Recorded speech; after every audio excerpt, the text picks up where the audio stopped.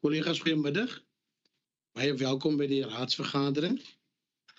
Speciale woord van verwelkoming aan ons gemeenskappe wat ingeskakel is op die YouTube-platform.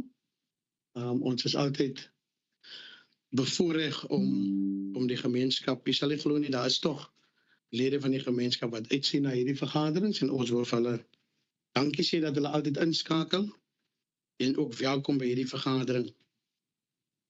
I would also like to extend a welcome to the Department of Public Works and it's actually Department of Infrastructure. There's two colleagues here from the department who's going to do a presentation and a handover. Hulle kom nie graag na municipaliteite toe nie. They only come to the best. They only come to the best. So baie welkom, burgemeester welkom, munisipale bestuurder, direkteure, die lid van die publiek, achtbare heer, is altyd welkom. Op hierdie stadium loop u voor wat die prysuitdeling aan betref vir die publiek wat die meeste vergaderings bywoon. Ek het groot waardering vir die publiek wat kom insit. Baie welkom. Can we then open this meeting with a prayer? Vader, baie dankie vir die geleentheid wat ons vandag het om hier te kan sit. Here, u het ons vanoggend wakker gemaak. Ons het nie uit ons eie uit wakker geskrik en opgestaan nie. Here, u het ons gebring tot hierdie uur toe en daarom, Here, is ons dankbaar. Ons loof u, ons prys u, alle lof en eer kom u toe. Want u is groot, u is almagtig, u is op die troon. Here, baie dankie vir u liefde en u genade, wat so 'n oorvloed is vir ons. Here, wees met ons in hierdie vergadering. Here, wees met ons gemeenskappe daar buitekant wat gebuk gaan onder welke omstandighede. Here, wees vir hulle 'n seën en Here, kom gee guns en bergrivier in die naam van Jesus. Here, seën die vergadering. Seën elkeen van ons is wat ons hier sit. In Jesus naam word u vereer en verheerlik deur dit alles. Amen.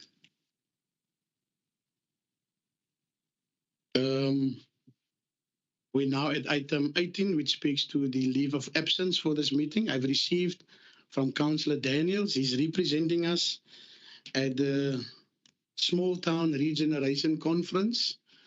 I have also received, I think Councillor Audrey Small is on her way to Veldrif. Hopefully she's going to join us. She needs to attend to something urgent. She was here to attend, but she will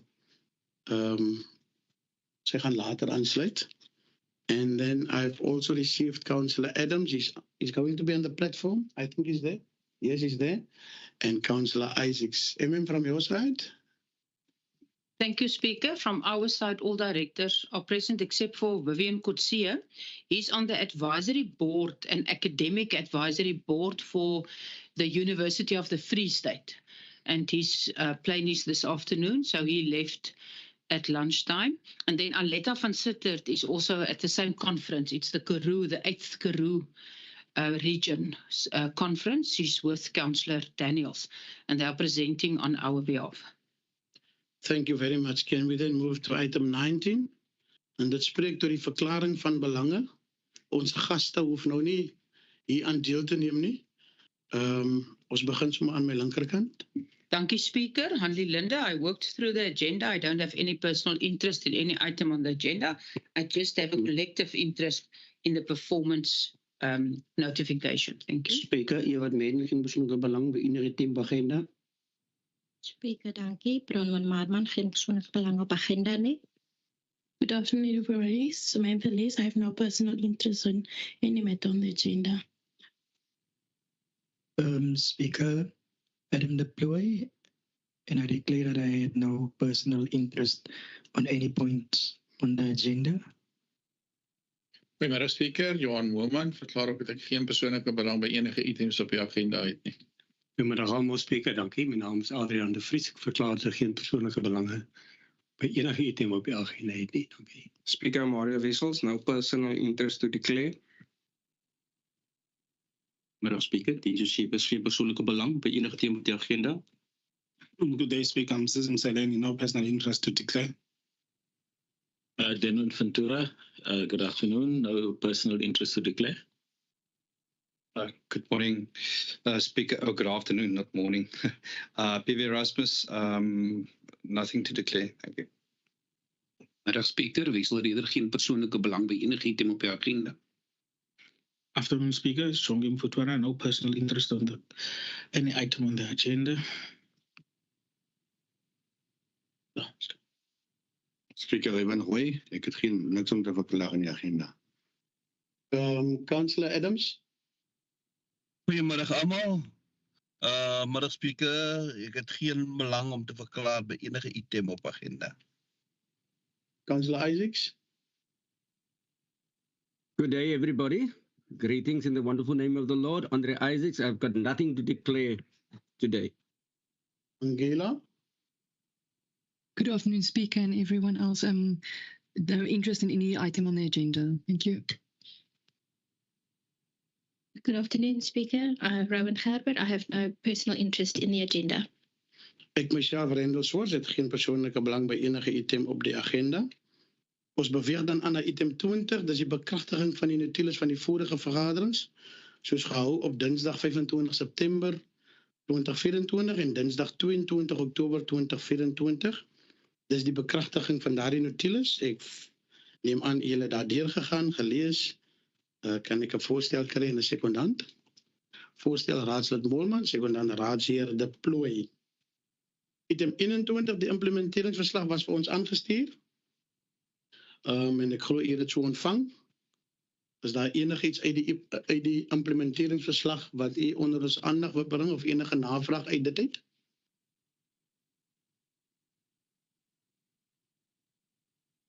Ek neem so aan, niemand het enige iets daar uit nie. Is daar enigiets wat u vir ons wil toelig?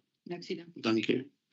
Munisipale bestuurder, item 22 sake vooruitspreidend uit die vorige notules. Is daar enige saak uit die notules wat ons nog goedgekeur het, wat u onder ons aandag wil bring? Hoe het dit 'n regstelling of items wat u dalk agterna van onseker is? U het nog geleentheid, Raja Manuel. Dankie, Speaker. Speaker, uit die notules uit, dat daar staan dat 'n verskuiwing van 'n Wendyhuis met die dame, ek kan nie 'n naam onthou nie. Ek moet weet of dit toe gerealiseer het, die verskuiwing van die Wendyhuis. Kan ons vir u daai antwoord in komitee gee? Dis 'n item wat ons in komitee hanteer het. Sal vir u so antwoord gee, né? Dis korrek, Speaker. Dit was 'n item wat ons in komitee hanteer het, so ek gaan vir u in komitee antwoord. Nee, ek wil Speaker, ja. Dan 'n opvolgvraag, Speaker. Ek maak sien nou die deputies aan was opsoek, kan ek maar iets terug opkom aan. Dankie, Speaker. Speaker, dan het ons gepraat oor die ek dink ons het 'n besluit geneem oor die veiligheid van ons deputy en dan ook ons meier. Ja, as dit korrek so by die vorige vergadering of ek nou van die ook van die pad af. Dat is ook in komitee, dit was die beleid. Dat is ook in komitee, in die beleid en ja. So kan ek dit ook daar bespreek in komitee. Dankie, Chair. Enige deputy? Thank you, Speaker. Speaker, the policy on the municipal bylaws, nuisance bylaws, I did allude the administration that the term of walking could be construed, and I asked them to change it the sale of animals, and I did mention to administration that it must just read so in the policy as well, Chair. Thank you. Thank you very much. As daar niks anders is nie, if there's nothing else, can we move? I think we can move. Thank you for that. Item 23, dit is die verklarings, mededelings deur myself, die uitvoerende burgemeester en die munisipale bestuurder. Ek het net so 'n paar goedjies. Raadslid Emmanuel Adams het verjaar of gaan verjaar die 21 November. Die amptenare wat al verjaar het of nog, nee, hulle gaan nog verjaar. Ek is uit met die tyd. Ek wil al in Desember maand wees burgemeester. Waarskynlik ek is nog hier by November. Ja, ek is in Desember burgemeester. Matthew Sheldon, Alette van Sitter, hulle verjaar ook in November. Dan Lief het ons in gemeenskapsdienste, finansiële gemeenskapsdienste eerste, Charlton Fredericks, wetstoepassing, se pa is oorlede. Julia Fortuin by Stuyvelyne se oom is oorlede. Finansiële direktoraat, dit is Androlien Saloma, sterk tuis aan na 'n operasie. Dan is daar geen. As ons aangaan na die lief toe, wil ons vir die onderburgemeester en sy vrou baie geluk sê. Die dogter van hulle wat hulle in die huwelik laat betree het. Ek het hom gevra hoe dit gevoel. Hy sê het gehuil. Toe sê ek het 'n geleentheid gemis om ook te sien hoe lyk hy as hy huil. Baie geluk en baie sterkte vir julle.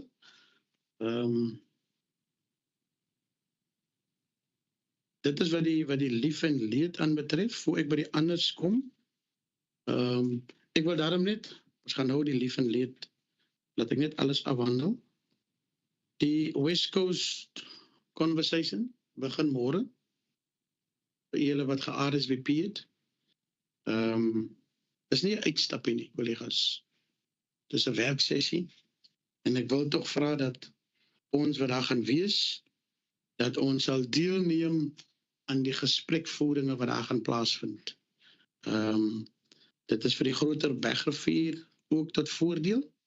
Ons het Vrydag 'n vergadering gehad met Weskus District hier in ons bilaterale gesprek, en dit was 'n goeie gesprek. Ek wil net vir u deurgee dat hulle begin 1:00, maar vanaf 9:30 is die registrasies. So kom ons kyk as Bergrivier dat ons enige tyd van 9:30 af al begin registreer, en hulle gaan sekerlik jou kamer aanwys waar jy gaan bly, vir die 2 dae, 3 dae, sodat ons maar vroegtydig daar is, en die program begin dan op die kop 1:00. As 12:00 langs, ons het nog eens begin werk, ons eet sommer. Ek is so spyt oor hierdie program. Collega's, jy sal nie verstaan nie. Ek is op 'n streng dieet. En as môre aand in Boesmanland. En ek is so teleeggesteld, maar nie te min. So ek wil maar net vir u net daar patent maak, dat ons nie die busse vertrek 9:00 van onder af, die wat met die shuttle beweeg, en die wat met sy eie vervoer beweeg, wees asseblief veilig tot in Langebaan. Dis by Klap Mykonos. U wat nie weet waar nie, praat maar met die burgemeester.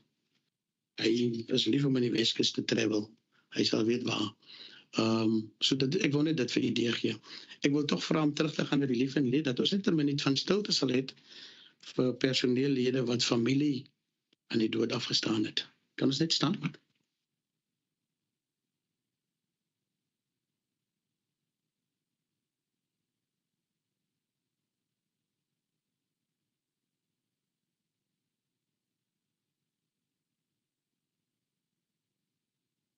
Baie dankie. Ek wil dan nog geleentheid gee vir burgemeester. Ek het net enetjie, ek wil die direkteur gemeenskapsdienste wat nou die leiding geneem het met die visfabriek toernooi wat die naweek was, waar ons die gasheer was as munisipaliteit, net vir hom en sy span, al die verskillende direktorate wat betrokke was, dankie sê. Ons het goeie terugvoering ontvang van Boland Rugby af. Baie suksesvolle toernooi gewees. Dit was my een van die grootstes eintlik gewees. Ons Bergrivier span het ook deelgeneem wat eintlik vir Bergrivier gaan wat in Noord. Maar vir hom en sy volle span, baie dankie vir al die voorbereiding en alles wat daar was. Ek het net verstoffel, Carolus gemis by die rugby die naweek. Maar weer eens met ons sê was draad se oor aan almal namens ons raad, sê ons baie dankie vir almal se harde werk vanaf die beplanning begin tot Saterdag met die eindstryd wat gespeel was. Baie dankie burgemeester, munisipale bestuurder. Dankie spreker. Baie dankie. Wil jy net die deur goed maak nie? Ek wil ook welkom sê aan oud. Is dit nou veteran? Ja, is nou nie alderman nie. Ek dink na jou as veterans. Oud raadslid Stoffel Carolus. Baie welkom hier by ons, en ek is nou nie bekend met die naam nie meneer, maar hy is ook welkom. Baie welkom, is goed om die verteenwoordiging uit Indekele hier by ons te hê. Baie goed. Ek hoop en vertrou dat u 'n goeie vergadering saam met ons sal geniet. Dan beweeg ons aan na die volgende item, dit is onderhoude met afvaardigings, Department of Infrastructure. I will now give an opportunity. I received an apology from your Deputy Director, Johan Kloete. Ek en die burgemeester het eintlik gewag vir hom. Hy het geweet, want hy gee ons vir ons min geld. En toe maak hy nou verskoning. But I will give an opportunity to the department. They're going to do a presentation of 10 to 15 minutes. Can we agree on 10? We agree on 10. So I'll give them the opportunity to do their presentation, and then there will be a handover of a certificate to the mayor and the municipal manager. Thank you very much. The floor is yours. Thank you, Speaker. No, that's fine, I can.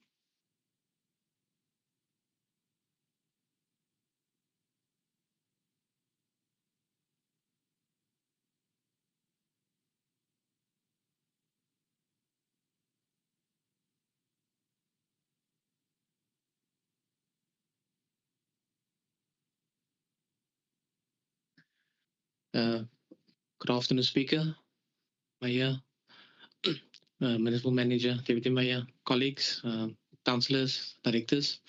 Thank you for having us today. So this is a cover of, so the reason why we're here today is to do a certificate handover to Bakerville Municipality for the performance, or I would say overperformance on the EPWP program.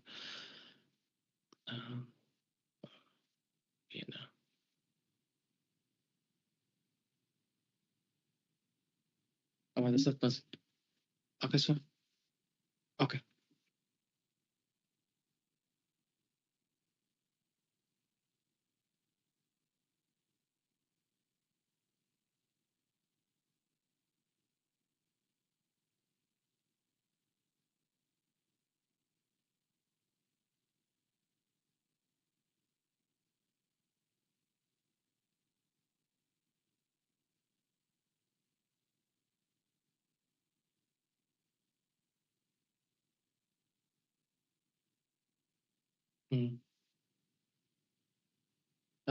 Sorry, Speaker.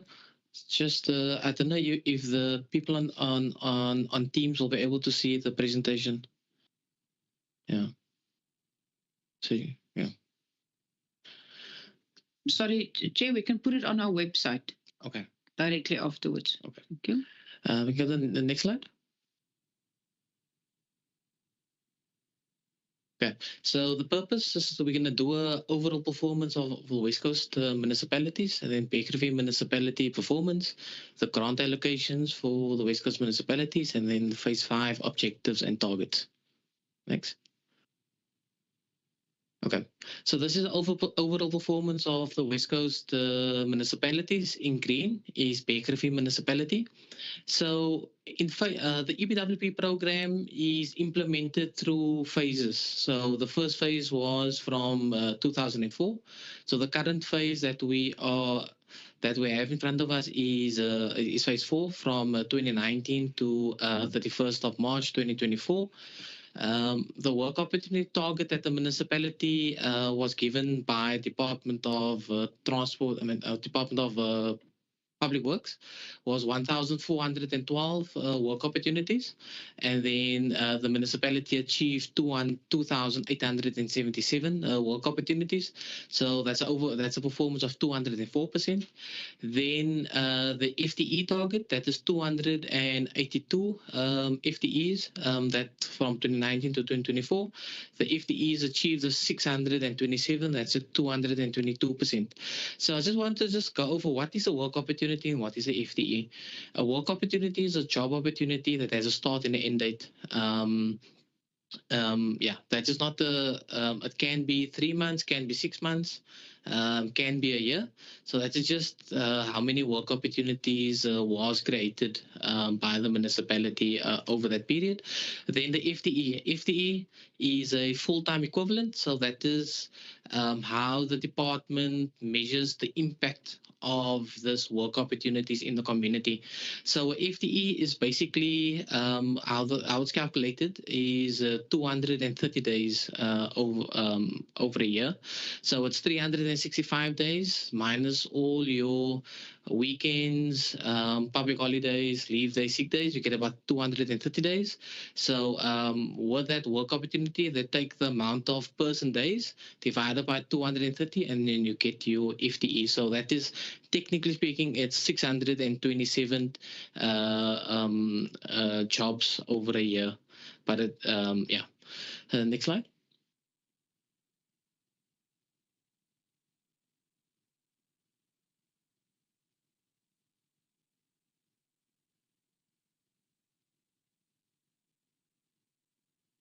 Okay, so this is a breakdown of Baker River Municipality's Phase 4 performance. The previous slide was speaking about how the municipality done over the complete Phase 4. So this is the breakdown.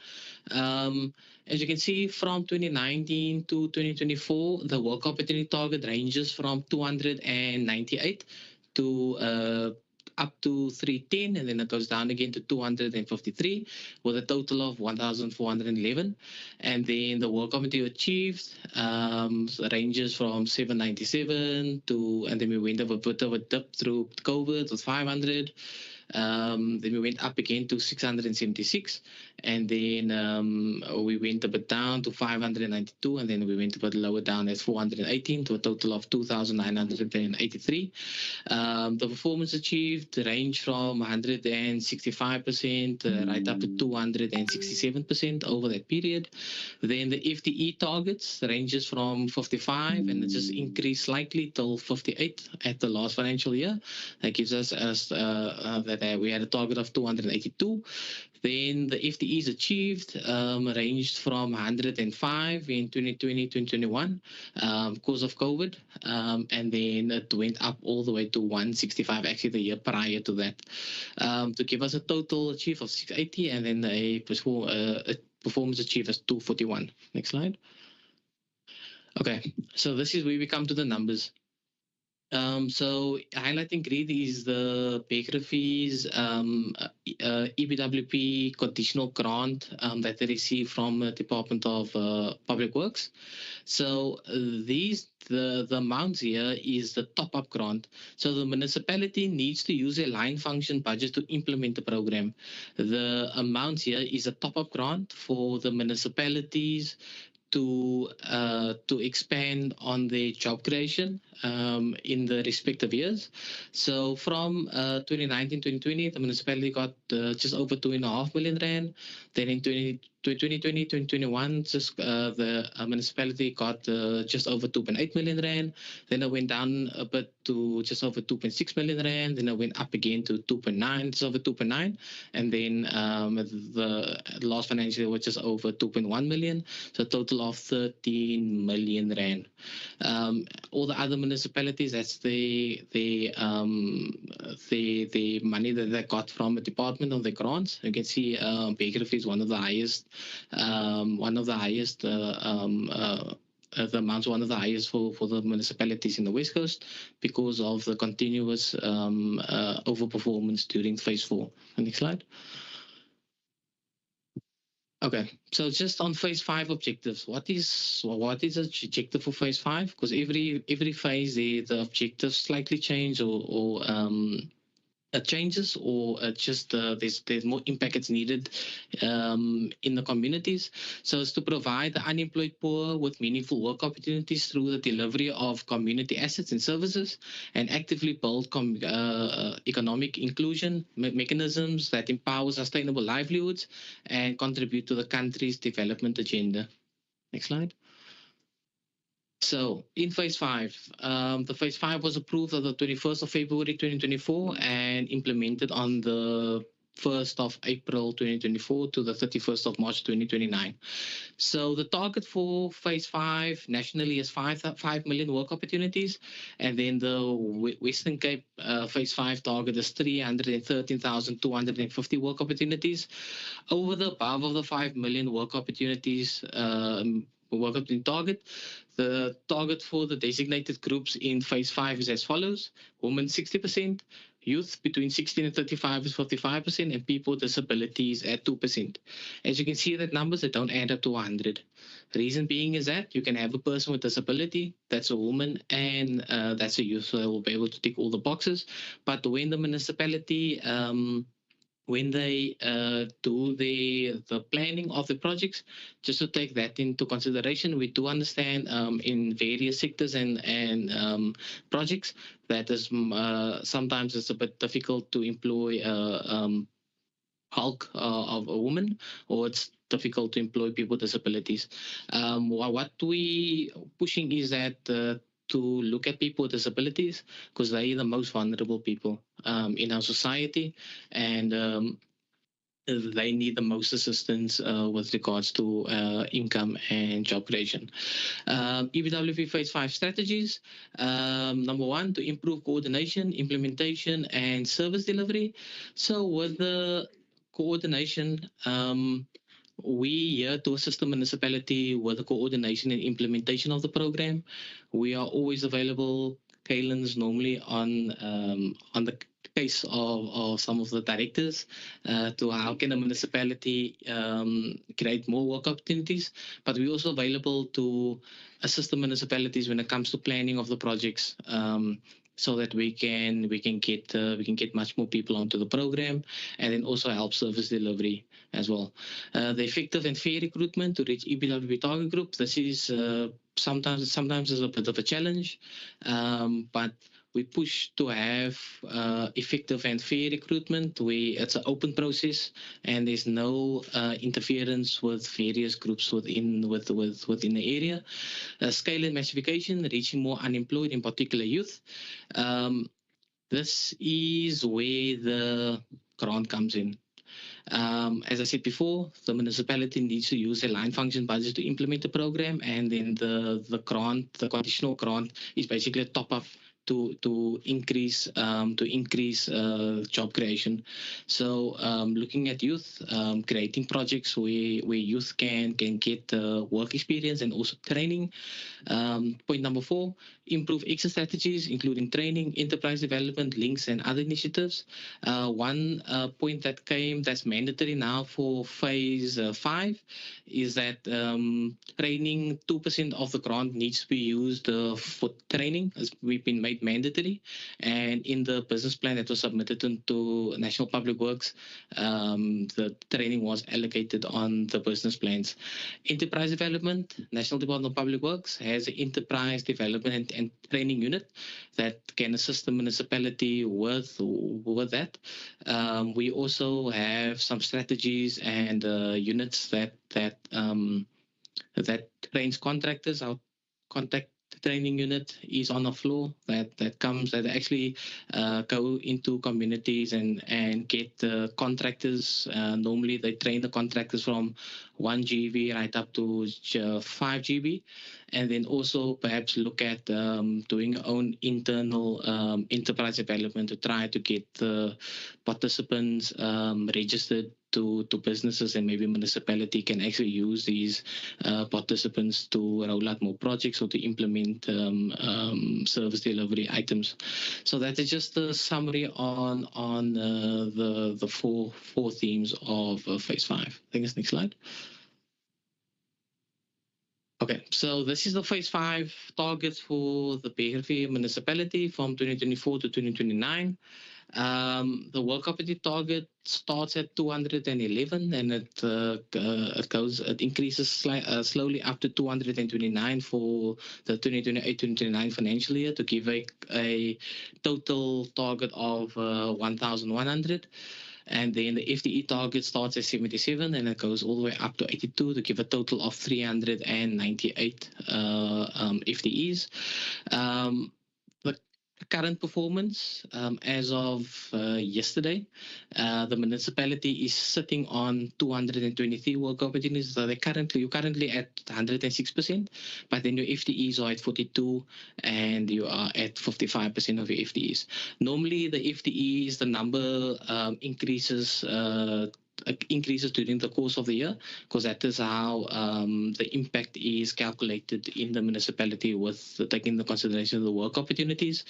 Normally, the implementing bodies, FTEs, the FTEs suffers due to when people leave the program, the time it takes to get somebody else in this place, that negatively impacts the FTEs, and also when the municipality has short-term contracts of 3 months, 2 months, those impacts the municipality with regards to the FTEs.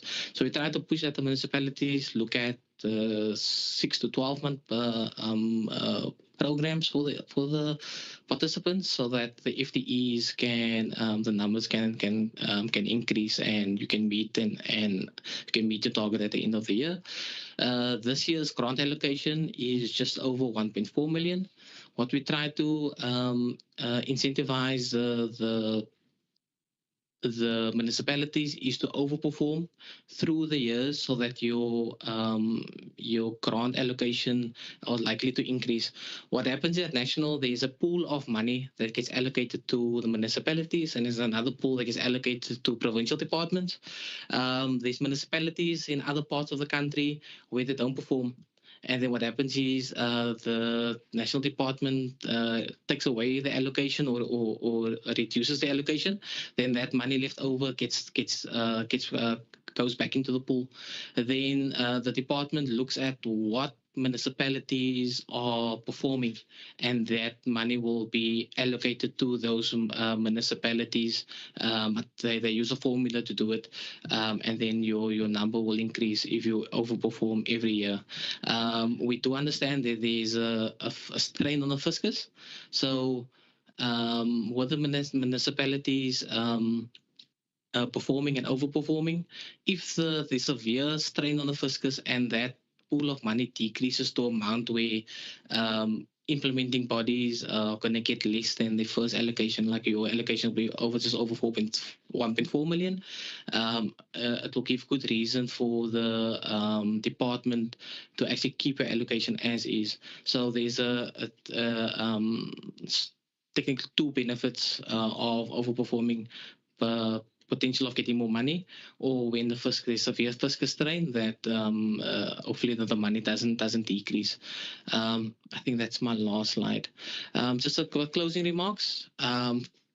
Kaylin has started with us at the beginning of the year, and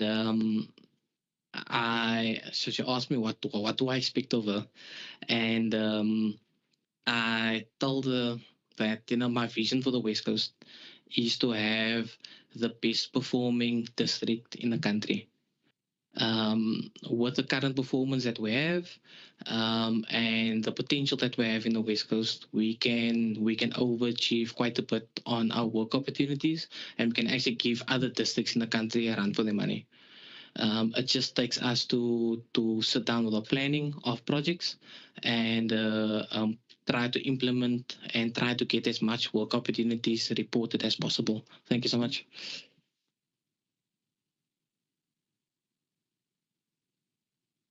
Thank you very much, Mr. Rajab. Yes. Yes. The certificate handover, before we... Geëis voor die certificaat, dan gaan ons vragen. Maar ja, en municipal manager. Adam, kan je voor zijn foto vatten?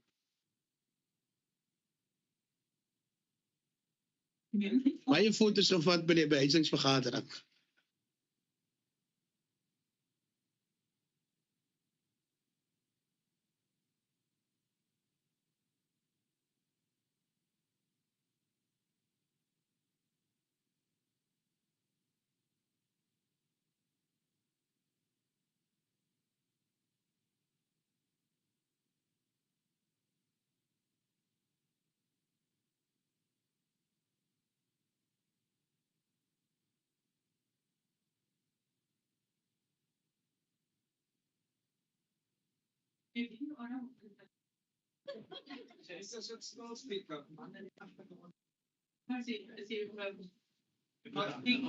Staan ook, ik heb ook nog een ding hier. Spreek maar. Ja. En dat is een grote. Give us more money. Je kan er goed naar staan. Ja, dank u. We just want to hand over this award. This comes from the Chartered Institute of Government Finance Audit and Risk Officers. Proudly presents the Clean Administration Award to Berghoff Municipality in recognition of the receipt of a clean audit report for the 2022-23 municipal financial year, financially unqualified with no findings. Speaker, the municipalities after Thank you.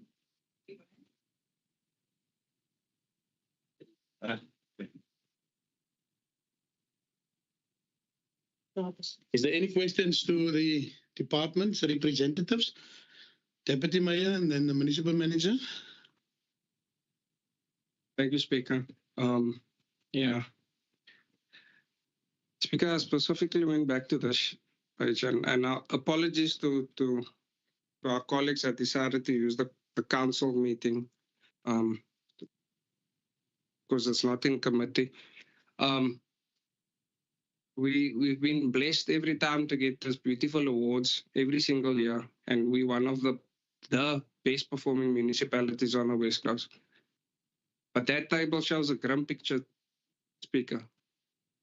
Our allocation drops every year to the lowest this year in 5 years. For an allocation and for targets met 200% and above. And part of our colleague's speech was saying, the better you do, the more you get. And I haven't experienced that in the past 5 years. And I need to know, what are we doing wrong? Because I saw Cederberg achieving 75% and their allocation went up to 3 million this year. I don't understand. Something's wrong. Thank you very much, Deputy Municipal Manager. Thank you very much, Speaker. I'm partly covered by what our deputies say. It was also, I want to say to the gentleman, thank you for the presentation and thank you for the award. But we share your vision of being the best in the country. But then we also want the best allocations. And the deputy now touched on that amount, 2.125. That's the previous year. It dropped by a further 36.2%. Just go to the next slide. Please go to the next slide. Next one. Next one. That's our allocation for this year, 1.436.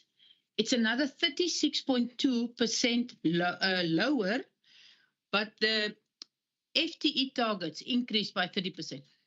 I don't think it's fair. You know who you can trust with your money. We've shown you that over 20 years. We can spend EPWP funding and we co-fund it with millions. Please give us the funding from the other municipalities, but also increase our funding. I just think you should put your money with your best performers and not with other municipalities that don't perform. Job opportunities in the rural areas are more serious than in the cities because our people do not have the opportunities that people in the city have. So that must also be a distribution, that people far from your city centers must be, the allocation must be increased. And I was shocked this year, and we know it for quite a while, that our allocation has been significantly dropped. Please take our message back also from our council that it's not experienced well by our communities because they bank on that funding from national and provincial government. And then I would just like to say, Speaker, I want to thank our technical department. Denvin has been here for the last 2, but even our PMU and the people who manage the EPWP project. Denvin, please relay our sincere congratulations for all their hard efforts, and also other departments. Community services also do a lot for EPWP. We use EPWP workers all over. So to the whole team, congratulations. this is your award. Thank you for that. Thank you very much. Deputy? Speaker, the mayor also wants to interject, but I just want to say, Speaker, and what is also not being said is the fact that we have decided to honor the president's wishes and give minimum wage, not EPWP rate. And we've co-funded and we add additional funding to this, and then every year this happens to us. It seems like that we're being punished for hard work and not necessarily assisted. And then I just want to end off, Speaker, by saying, okay, not end off, I have one more after this, but I'm going to allow my here first. Enterprise and training. For some other reason, that is one of the programs that eluded Bergrivier for some time. And I think we need assistance in tapping into that as well. Just as a point for reference, Speaker. Mayor? Speaker, maybe Ms. Maton can give us the answer. I think Deputy touched on number 4. The answer is lying in number 4. I have a discussion with her. Our biggest enemy is Bergrivier itself. I don't see any training for our EBA, and that's where the problem. We can get more money, but there's certain things that they look into when they award the money. Maybe she can give us what or the gentleman. A response, please. Thank you, Speaker. So I'm going to start on that allocation. On the previous slide. Speaker. You don't see my hand. Yeah. Oswario. You can continue, Councillor Adams. Sorry for that. Okay. Thank you, Speaker. Thank you for Public Works and the working relationship with Berg River and also in the West Coast. But there's some concern about the EPWP program or EPWP workers. In some cases, some municipalities, and I spoke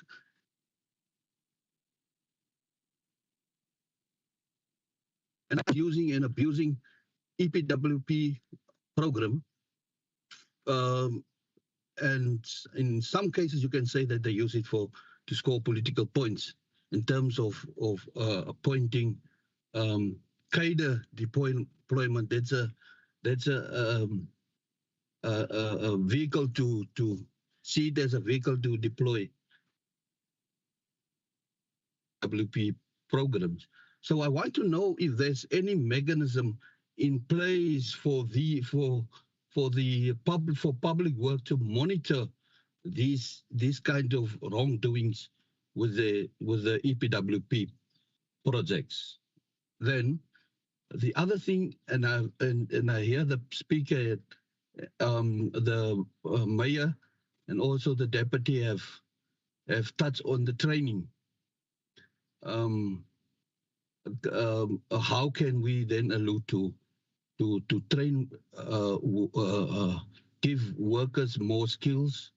And that is what the program and the purpose of the EPWP is.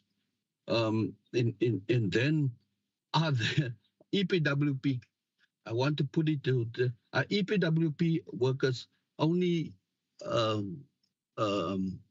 cleaners or besenveers? Are there only that position that they're to employ in? Thank you. Raadslid, jy moet baie meer uit die Kaap uit vergadering hou. As jy hier is, dan word ek jou min.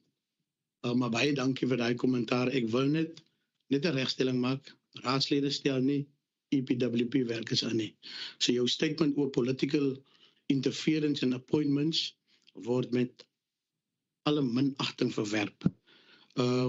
Ek kan kommentaar lewer. Thank you. Just on the first question with the allocation of at Cedarburg, we actually found there's a mistake on that slide. Yeah, this morning we actually sorted it out at our previous engagement in Matsikama.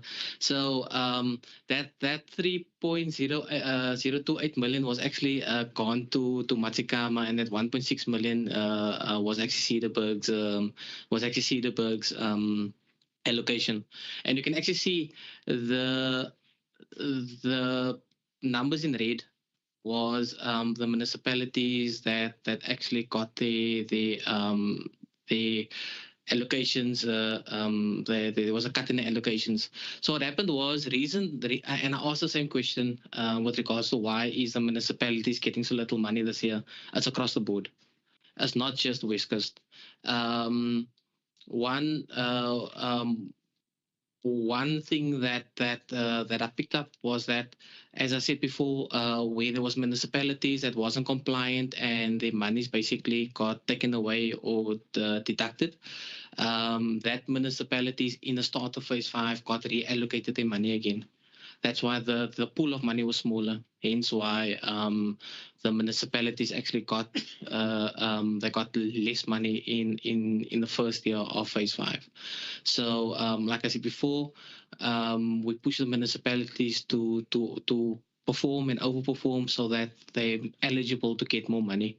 Once, because we know there's certain municipalities that struggles in other parts of the country, and we're most likely going to see the same thing happening in phase 5, so that once you overperform where you get your target, there's more money that can come. We as Department of Infrastructure doesn't allocate the money. The money gets allocated by the National Department of Public Works. We are in the province just to coordinate the program and to assist the municipalities to implement the program. So we are your support, but also there's things that we also can't deal with, and then we escalate it to National Public Works if we can't handle anything from the provincial side. And then on the minimum wage, I do applaud the municipality for paying the participants the minimum wage. Due to everything's expensive, people need to survive. Kids need to go to school fees, all those things that's needed. But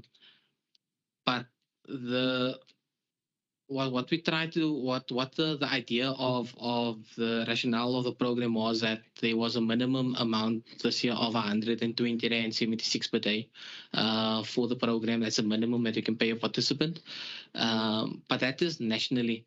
So if you look at the country as a whole, a lot of these projects gets implemented in very rural towns where people don't need to climb in a taxi to go to work. They can just walk to where the program being implemented, and the need in the very rural areas it's immense. And if you only have X amount of money to go around, and that is why the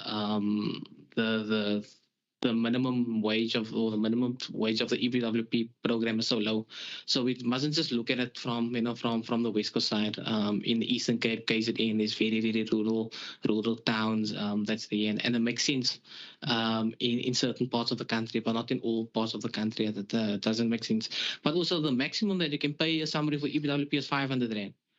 So we got the minimum and we got the maximum. Anything over 500 rand, the EPWP reporting system will kick it out, and there will be motivations that needs to be submitted for them to be added onto the program. With regards to training, I'm just going to hand over to Kaylin to give us a bit more information with regards to training. Thank you so much. All right, so Tabit has mentioned quite a bit regarding training, but I just wanted to add on that there is a 2%, like he mentioned, that comes from the grant that should go towards training. And this is where a business plan is submitted from the municipality to share what their training interventions is going to be like. Another thing I wanted to add is the fact that there is training being done on municipal level. It's being done every day. It may not be accredited, but it is being done on the job training. And this is where we are appealing to the municipality to report on that training that is taking place, because that fundamentally has a massive impact with regards to the grant allocation as well as the phase 5 objectives. So this is where we need to have discussions around that framework. How are we reporting of that? Is there an attendance register for those projects where we can by month just report based off what was trained, because they are being upskilled as the months are progressing. But when it's not being reported, it makes it seem like there's no training being done. And that is absolutely not the truth, especially not within this municipality. Then what I also wanted to add was that the National Department of Public Works also understands that there is not necessarily always funds available for training. So they do have free programs available, which they inquire for the municipalities to enroll in. Currently, there is a program called the FCSA program, and that is a financial literacy program. And like I explained to the mayor, it is quite imperative that that training be done for our people. How do you expect them to have a bank account and not know how to manage that deductions, manage that small amount of stipend they are receiving, and once that is done, how do they manage their UIF? How do they do investments? We need to focus on that level of training as well, alongside other needs of training in the relevant projects. I'm not saying that that isn't important, but finance is a very important aspect. And that is a free training opportunity which can be provided to the municipality. All that it requires from the municipality is to send the application in, give a tentative date, as well as a location.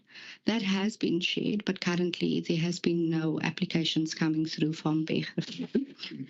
There's also been a request that they would be willing to train someone in that particular FCSA program, so that you would have someone on hand within your municipality that would be able to train every single project that comes in.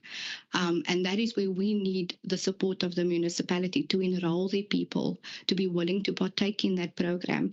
Currently, there are no other programs that are free at this point in time, because this financial issue is not just on municipal level or provincial level. It is a national problem. Our country has been struggling for a very long time, but this is where we need to take hands and be creative, work towards active solutions together, be willing to come to the party and see how we can work together to overcome those barriers, because we are all ultimately in the same boat. So I hope that answered your question regarding training. Thank you. Thank you very much. Deputy. Thank you, Speaker. I think sending the money to Matsekama doesn't make me feel any better, because we one of you that eat 200% to 100%. That's the norm. So, but please don't feel offended. My frustration is not with you, as with the department. And then also, we are very gracious and we accept anything we can find. And thank you to EPWP and the allocation we get. Is there any talks on the horizon of CWP being able to being managed within local government? We get an allocation of less than 2 million this year, and CWP goes home with something in the line of 5 million to 6 million rand within Bergrivier. That's also a source that can be activated within the municipality. I don't know. It's higher than my pay grade, and I don't know if you're able to ask, but there needs to be an initiative to try and convert CWP into local municipalities instead of third-party suppliers, which are endless headaches and issues in terms of UI-19s and labor issues. We're really struggling. Thank you, Chair. I'm finished. Thank you very much. Director? Thank you, Speaker. I don't think the message that was conveyed now by our colleagues is totally 100% the truth. What I, however, would like to highlight is that we've had a meeting the other day about it, and we have agreed to have a meeting again in the next 2 weeks or so, if we finalize the date. But we will finalize the date to discuss the training issues. As far as I know, we have submitted a business plan, but there was no training needs on there. And yes, we have committed, and we are committing ourselves to look into the training elements for that. And we also then, because we have not cut down on the 2%. And it will mean that of all of the projects that we have submitted as part of our business plan, we're going to have to reduce some of that to ensure that we have training done. But that I will take up with them outside in our meeting that we have scheduled for, 2 or 3 weeks from now. Thank you very much. I would like to thank the department for you want to say something again? There was just one question I didn't answer from the councillor. It was on the. Oh, yes. Yeah. I'm not going to talk too much about the abuse of the program because I know I just want to say that it doesn't talk about the mechanism in place for the recruitment and selection. There is a recruitment and selection guidelines that is being shared to all the municipalities, but it's up to the municipality to make the decision on how the participants are being recruited. The best way is a fair and open, transparent process, so that there's no fingers being pointed at anybody. But if that document, if you want to, we can share that document again. But yeah, so there is mechanisms in place. At the end of the day, these are recommendations, guidelines, and then the municipality needs to make a decision what's best for the municipality. Thank you very much. Thank you to the department. Thank you for being here with us. Thank you for the presentation. Thank you for the certificate. Daar's verwagtinge van onze kant af. Soos wat julle gehoor het, baie hoë verwagtinge. As ons goed doen, wil ons goeie geld ook hê. So baie dankie vir julle. U is meer as welkom om te bly of ons sal u verskoon vir hierdie tyd. Collega's, kan ons dan aanbeweeg met ons agenda? Ons is by item 25 wat praat oor moties en vrae. Ek het geen moties of enige vrae ontvang nie. Item 26, dringende sake. Ons het 2 volgens my rekords. Ja, Speaker, as 2 dringende sake. Die eerste een is grond vir gap projekte in Porteville. Dit is 'n item wat van die lid vir gemeenskapsdienste kom, maar hy is nou gou uit. So, miskien met u toestemming kan ons begin by die tweede item. Kan die tweede een hanteer? Dankie, wat van korporatiewe dienste afkom en ek gaan vra dat Raadslid Moelman dit indra.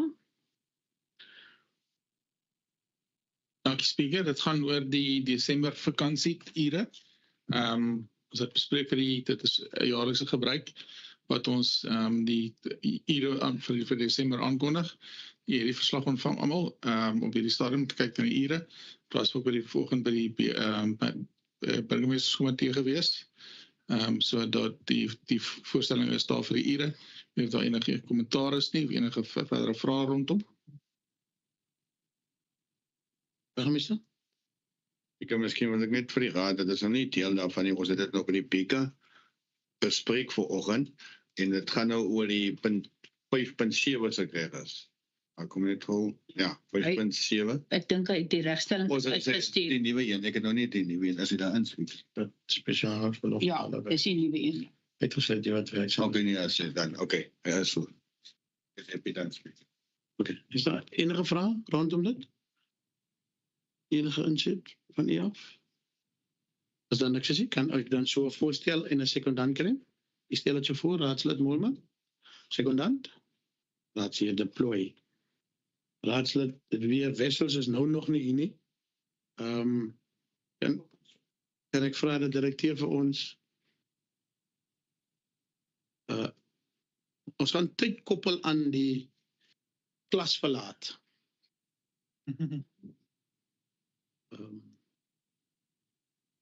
Deputy, die item is op die tafel. U gaan vir ons tyd hou, nee, Raadslid deploy vir klasverlaat.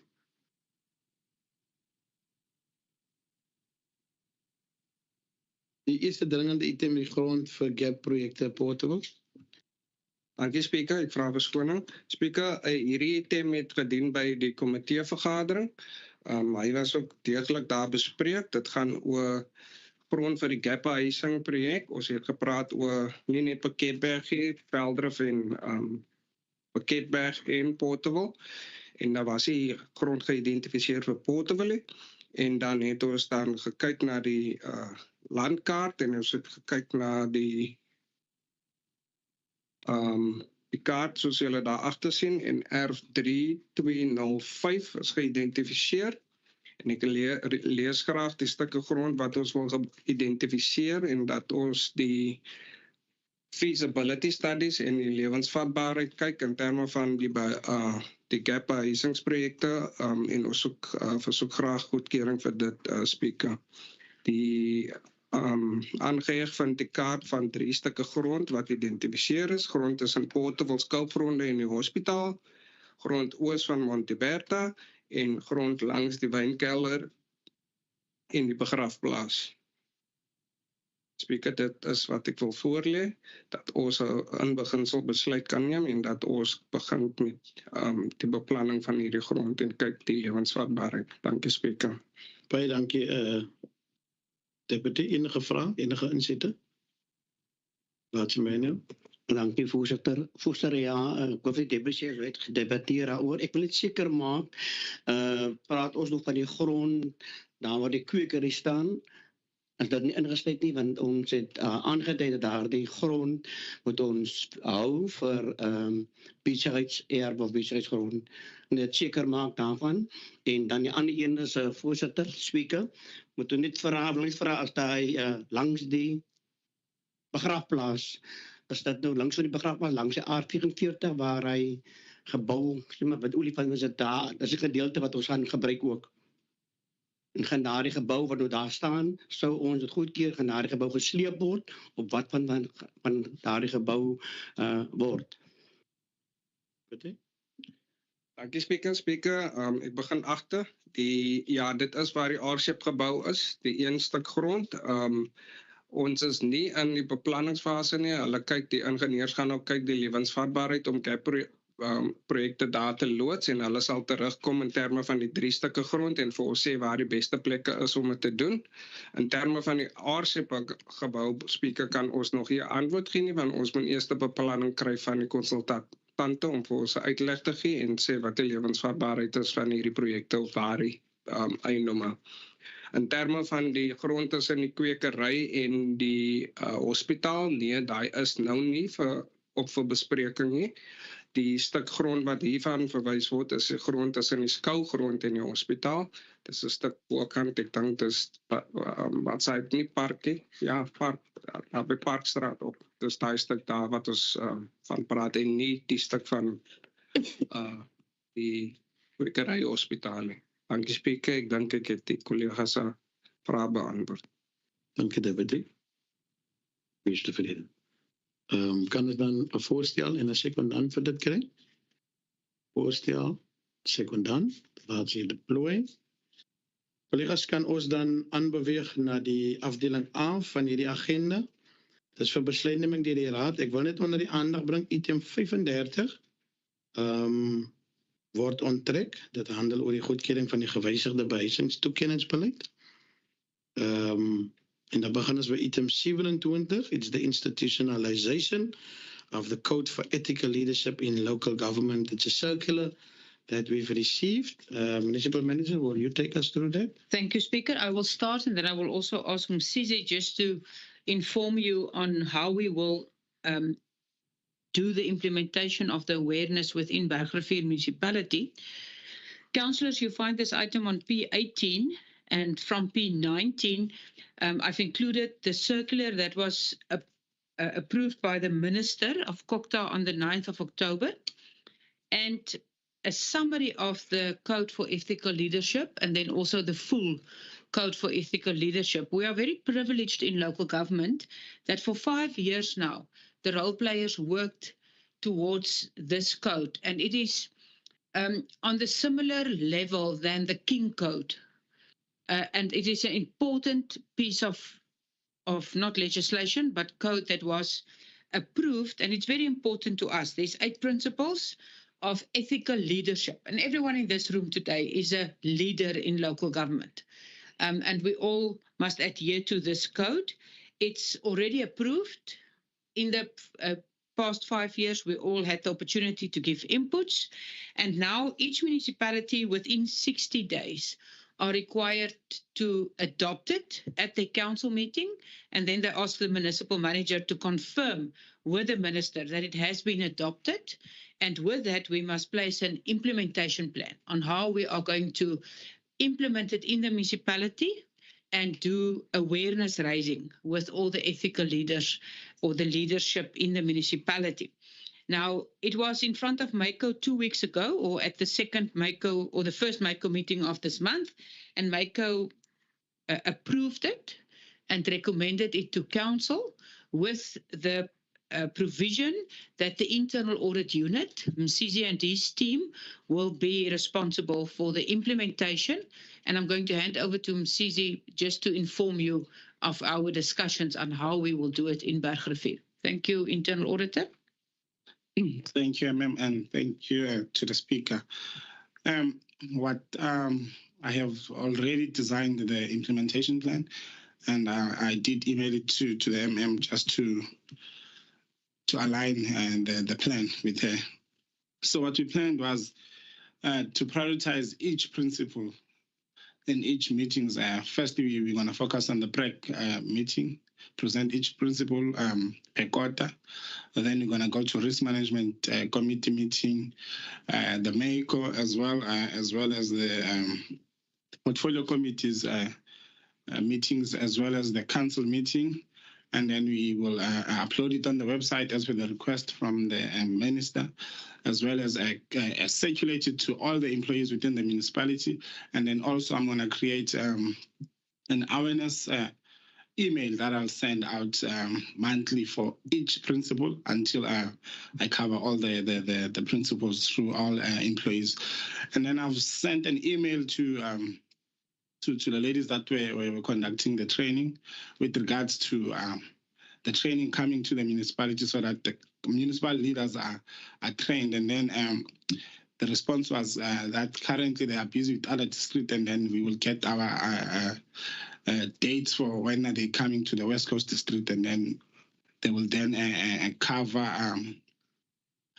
the Bergrivier municipality as well when they're conducting that part. And then I tried to plead with them that can we at least have it face-to-face rather than having it online, so that it can be more effective, especially if it's face-to-face, discussing the ethical dilemmas that councillors face every day, as well as what the administrative side face with regards to ethics. And we also had already a discussion at the service delivery meeting, speaking to the managers and the directors with regards to this code and how important it is that we don't only take the information that we receive and keep it for ourselves as leaders, but also to spread it amongst all our staff members that we are leading, so that we can have a cultural thing for the whole municipality when it comes to the ethics. And we already have June as the ethical month for the municipality, so we also want to be pushing an awareness on that month to continue to emphasize on the ethical culture within the Bergrivier municipality. Thank you. Thank you very much. Collega's, daar het julle dit. The ethical leadership in local government, the code for that. We need to adopt this. Can I have a mover and a seconder, please? There's a mover, Maya, and the seconder is Raadsdame Lesh. As Mzizi have indicated, there's a process plan that's going to be unfolded, and we will make sure where we fit in, we will be there. Can we then move to the next item, and that's the feasibility study, Bergrivier Resorts, item 28. Thank you, Speaker. Speaker, this item is coming on a while already, Speaker, en ons bly dreig. We are in a place where we need to positively identify if our resorts is feasible and if it's making money or a loss. I think most of us know the answer to the question, but for us to have a proper answer, Speaker, we are requesting that we do a proper feasibility study. And the The recommendation we'll find on page 56, Speaker, and the recommendation reads as follows: that permission be granted to properly investigate and review the mechanism through which the management and maintenance of the resorts will be done in line with Section 76, 77, and 78 of the Municipal Systems Act. That the report be submitted to Council after review and investigations were done, and the report must also outline the process of consultation that followed, and that approval be granted for the appointment of a team of consultant specialists from the term tender to perform the studies and investigation for reporting to the committee and council as soon as reasonably possible, Speaker. That, Speaker, is my item in. Thank you very much. Any questions at this stage? This is Councillor De Vries. Ek wil net hier kyk hier na die eerste item in terme van die aanbeveling. The permission be granted to properly investigate and review the mechanism through which the management and maintenance of resorts will be done. Nou, was die idee nie dat ons kyk na die finansiële volhoubaarheid van die resorts en om ook 'n aanbeveling in terme daarvan te verkry nie. Ek weet ek die proses verkeerd verstaan. Wat beteken? Dit is so, dis 'n finansiële verslag en dit is operasioneel en in 'n volle neutedop alle funksies onder die resorts en is dit lewensvatbaar of nie en wat die pad vorentoe is in terme van die hantering van die resort, Speaker. Raadslid Adams? Dankie, Speaker. Speaker, ja, raadslid De Vries het so gedeeltelik my vraag ook gedek, maar ons moet ook waak teen dit. Ons het gesien wat het gebeur met Pelican Park. Ons het nie meer Pelican Park daar nie. So ons moet ook kyk dat ons kaart teen die assets wat ons het, dat sien wat 'n oplossing is dit dat die munisipaliteit hulle assets bly hou, maar het ook lewensvatbaar te maak. So ons gaan kyk waar is ons losses in die oorde. Waar verloor ons geld? Hoe maak ons dit weer winsgewend? Watter veranderings moet gebring word? So ons moet kyk na hierdie tipe goed.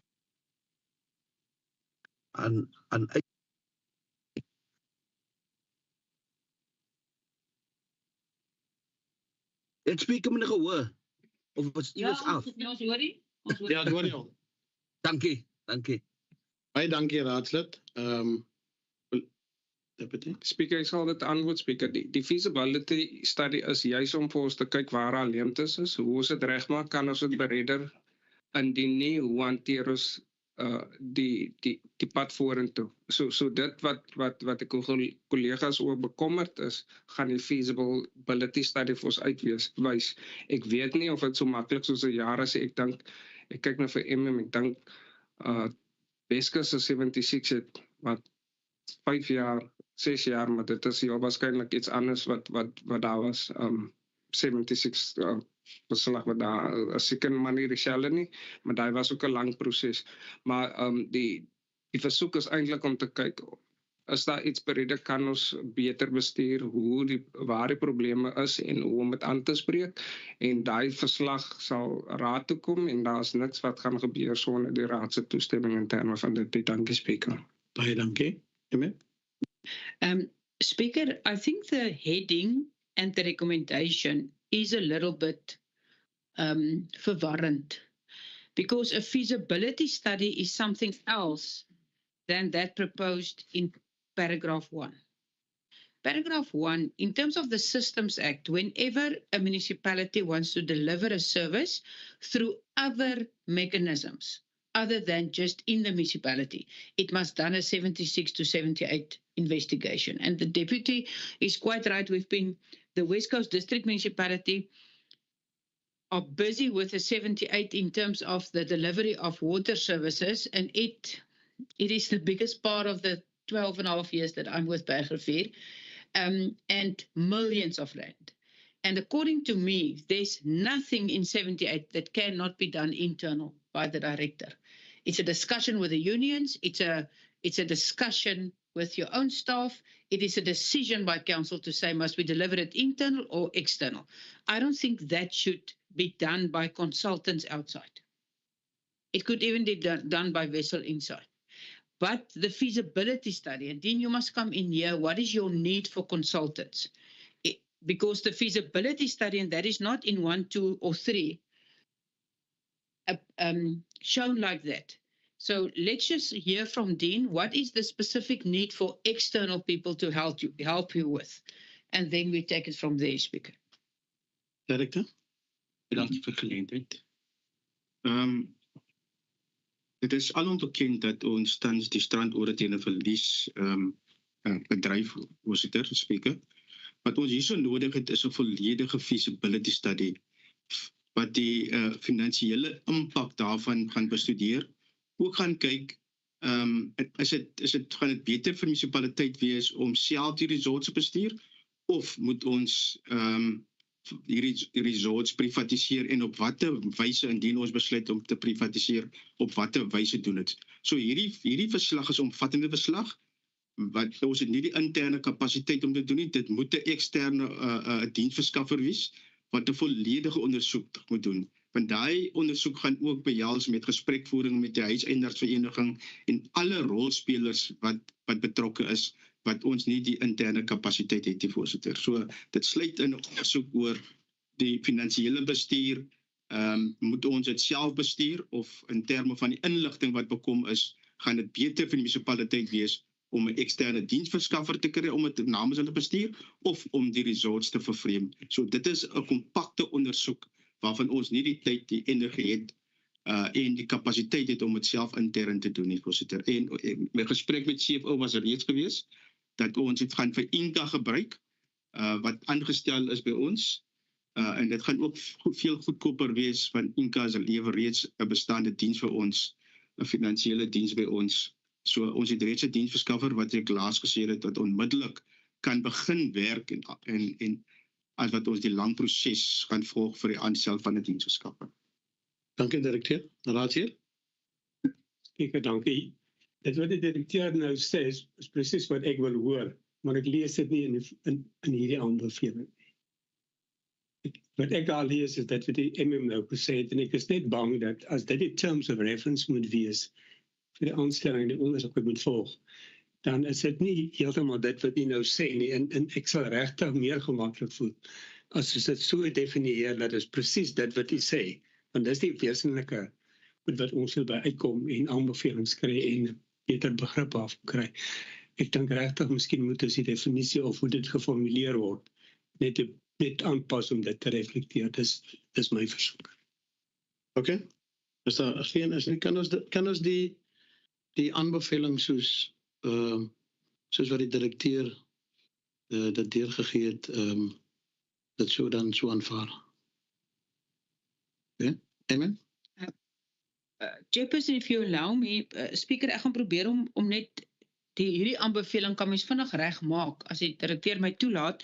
Ek wil vra dat ons nommer 1 uithaal, en dat ons nommer 2, nommer 3 maak, of nommer 2 maak, en dan begin ons met paragraaf 3, sê eintlik wat die directeur nou gesê het. That approval be granted for the appointment of a team of consultant specialists from the term tender, dis die paneel van spesialiste waarna die directeur verwys het, wat reeds op ons tenderproses goedgekeur is, to perform the studies and investigations for reporting to the committee and council as soon as possible. Ons kan daai to perform a feasibility study and other investigations required for reporting to the committee and council as soon as reasonable possible. En dan het ons nommer 1 los en net sê that the feasibility study include the requirements of section 76 to 78 of the Systems Act. Dan cover ons dit ook, want dit moet ook gecover word as dienste het nie in interne kapasiteit om dit te doen nie. En dan 2, that the report be submitted to council after review and investigations were done, and the report must also outline the process of consultation that was followed.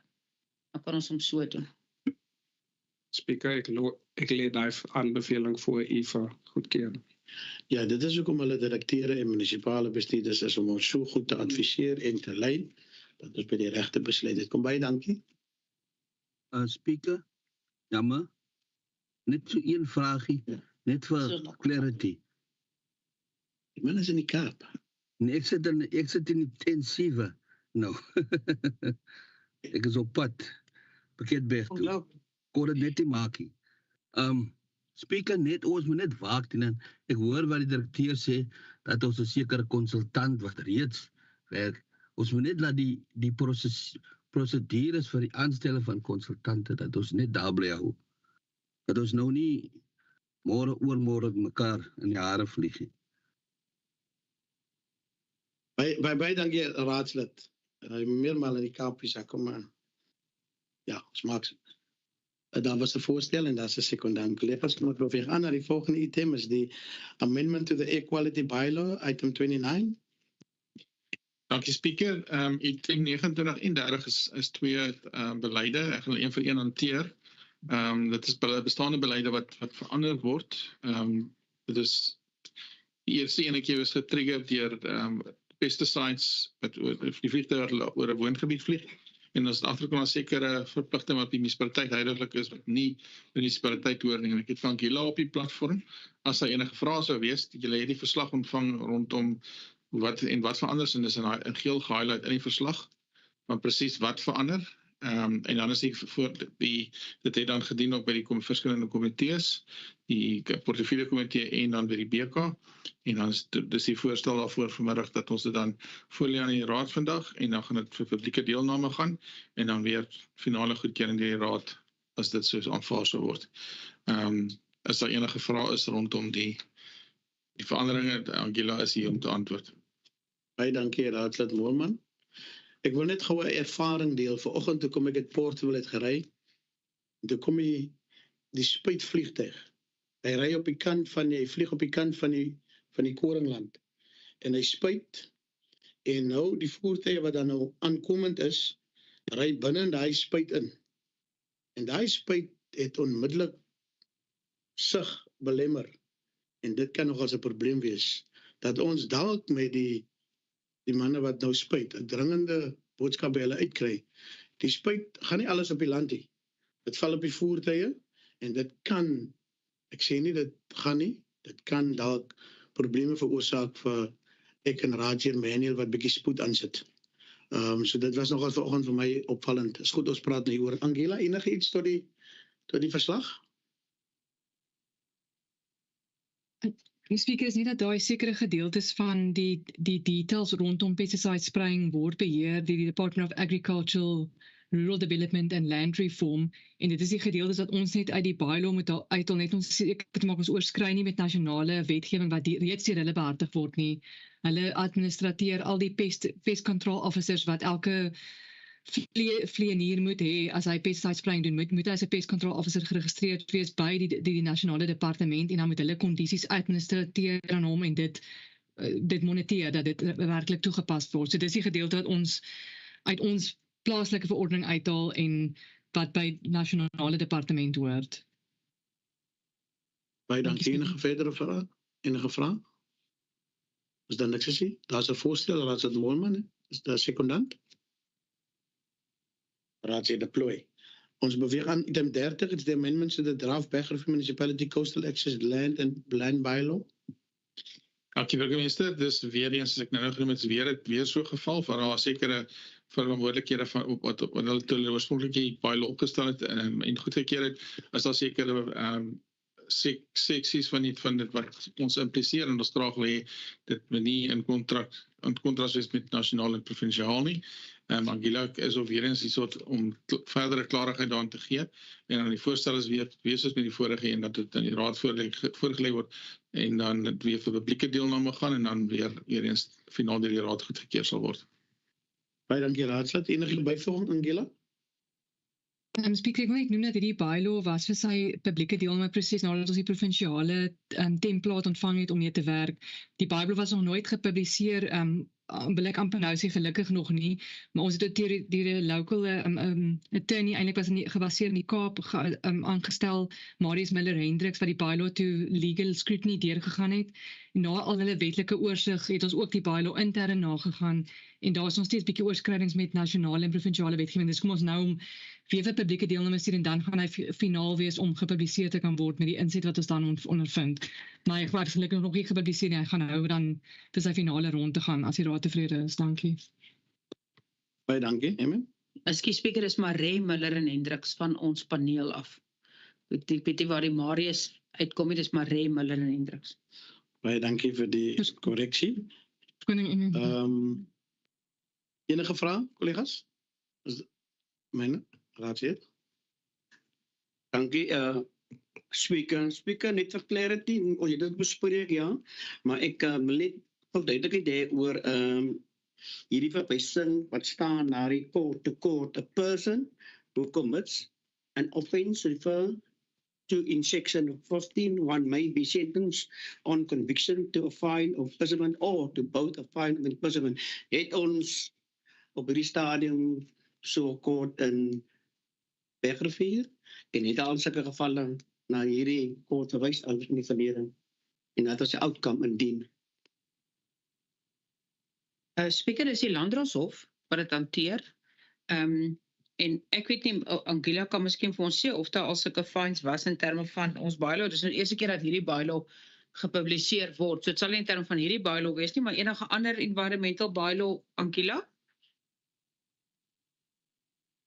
Yes, daar's nog geen oortreding wat na die hof toe gegaan het met enige oortreding van omgewingswetgewing in die tydperk wat ek hier so was vir die laaste 6 jaar nie. Dit sluit nou ons estuary bylaw in, ons air quality bylaw en dan enigiets aangaande climate change of biodiversity, maar volgens ons bylaws van air quality en estuary management was daar nog geen aansprake in die hof gemaak nie. En hierdie is ons eerste coastal access land bylaw wat ons het, dis reg. Baie dankie. En ek dan, daar is 'n aanbeveling op bladsy 100, voorstel en sekondant daarvoor. U stel se voor, raadslid Molman. Sekondant. Burgemeester. Item 31, raadslid De Vries. Die item is part in die uitgestuur. En dit gaan oor die toepassing van die PIP, ek hulle kere opvind, dit is nou 73, wat ons nou vandag doen, en counting. Is nie by eie making speel, ons ons aanhede wat die mense moet binne by werk. So sien die doel van die versoek is to obtain a council resolution to submit that involve detailed project orientation plans. For MIC projects to be due to the approval of a rollover application of MIC funding not spent in the 23-24 financial year. En dan die bedrag van, dink is 18.000 seker maak, wat die begroting die verminder was om voorsiening te maak in ons spendering vir die 24-25 ja, dis 24.000 rand, dis korrek wat in die verminder was. En dan die rollover bedrag wat te sprake is die bedrag van 2.491.177 rand en 74 sent. Speaker is vraag dat die raad dit so goedkeur, sodat ons dit dan kan voorlei aan die departement. Baie dankie. Enige verdere input? Enige vraag? Enige insitte? As daar niks is, daar's 'n voorstel, is daar 'n sekondant? Raadslid Molman en raadslid Deploy. Het dit 'n budget implikasie? Sewe? Of is dit net die rollover? Voorsitter, dit is 'n verlaging in die MIC toedeling van 24.000 en dan is daar rollover van 2.4 wat oorgekom het van die vorige boekjaar. Okay. Dan is dan aanbeweging na die volgende item, item 32, approval of the Waste Management Office designation, raadslid De Vries. Spreker, dankie. The Waste Management of the designation brief was geskryf aan die departement van omgewingsake for record keeping purposes. Statutêre verantwoordelikheid wat is het. In response, they've asked us to the council resolution on the appointment of the new WMO should accompany the waste management officer designation letter that was sent to them. In daarmee dat op die 3de Junie het was juffrou Jamie Lee van Sail ongestel in die pos as die municipal waste management officer. This appointment was made in terms of the National Environmental Management Waste Act en ons moet natuurlijk voldoen daaraan. So hierdie is maar net om te bevestig aan die departement dat sy aangestel was in terme van die kennis wat reeds aan die departement uitgereik was. Okay. Baie dankie enige Baie dankie speaker. Had net 'n stukkie van die BK af bygekom. Ratsie Refresh help my net wat gegaan het dat die delegasiedokument van die munisipaliteit net dienooreenkomstig aangepas moet word en vir my gestuur moet word vir goedkeur. Dis korrek so speaker. Dankie. Ons kan dit so byvoeg. Dankie. Ratsie deploy. Voorzitter, ek wil net gevra het, in terme van die organogram, dink ek het hierdie delegasie, as ek heeltemal reg is, het dit gelê by die bestuurder. Ek wil net weet, die delegasie, word dit nou aan die waste officer in geheel toegedeel of toegeken, of is daar nog oorhoofse verantwoordelikheid wat by die bestuurder lê? Speaker, daar gaan nog steeds oorhoofse verantwoordelikheid vir die bestuur daarvan by die bestuurder lê. Dit is ook in die funksies vervat van die in sy posbeskrywing so vervat en die funksie val nog steeds onder hom. So hy bestuur die persoon. So die direkteur sal net moet gaan kyk watter van die funksies bly op die bestuurder se vlak, maar die designation, hierdie aanstelling wat voor u is nie 'n delegasie nie. Dis 'n aanstelling, 'n wetlike aanstelling soos wat ons 'n boubeheerbeampte aanstel. Moet die raad 'n waste officer aanstel en dis wat u hierso doen. Ons wil net seker maak dat die delegasies dan in lyn is en dit sal die direkteur doen en terugbring na ons. Baie het u dit nie Raadsel? Ja, voorzitter, ek is gekomen. Baie dankie. Daar was 'n voorstel, is daar sekondant? Ons om so sê, Raadsheer Wessels. Ons beweeg aan item 33, die wysiging van die mikrostruktuur standplaas departement inkomste. Voorsteur Raadslid Daniels is nou nie hier nie. Ek wil net vra BK het die opskrif net gewysig, want hierdie is nie regtige wysiging van die mikrostruktuur, dis die wysiging van die standplaas. Dis al wat ons verander, die pos bestaan reeds op die mikro. Met die toestemming kan u aan 'n raadslid vra of ons kan die CFO vra om hom in te dra. CFO. Speaker, baie dankie. Die verandering, ek wil nie die woord wysiging gebruik nie, in die standplaas vir die pos van, net hier is hoofklerk belasting, dat die standplaas gewysig word van Piketberg na Veldrif toe. Die meerderheid van die uitklarings in die groter Bergrivier area word tans gedoen in die Veldrif area. So ons voel net dat as daai persoon daar is, dat hy of sy vinniger en makliker die publiek kan help indien daar enige onduidelikhede sou gewees het met die uitklaring. Hierdie kom ook nou al van verlede jaar af, speakers wil hom so gou as moontlik afhandel sodat ons die pos kan heradverteer. Speaker, miskien moet die CFO net sê, uit vir die BK gesê, ons het al 2 keer geadverteer en die vorige kandidaate het nie een aanvaar nie, omdat hulle nie die standplaas Piketberg wil hê nie en al die aansoeke het uit Veldrif uitgekom. So dit sal vir ons baie meer sin maak om die pos daai kant te hê. Enige verdere inligting of enige verdere vrae? Wat jy meen? Dankie, Speaker. Speaker, ek weet met die oorplasing van hierdie pos gaan die persoon wat nou hierdie pos in Veldrif gaan doen, volle verantwoordelikheid aanvaar. Met ander woorde, met al sy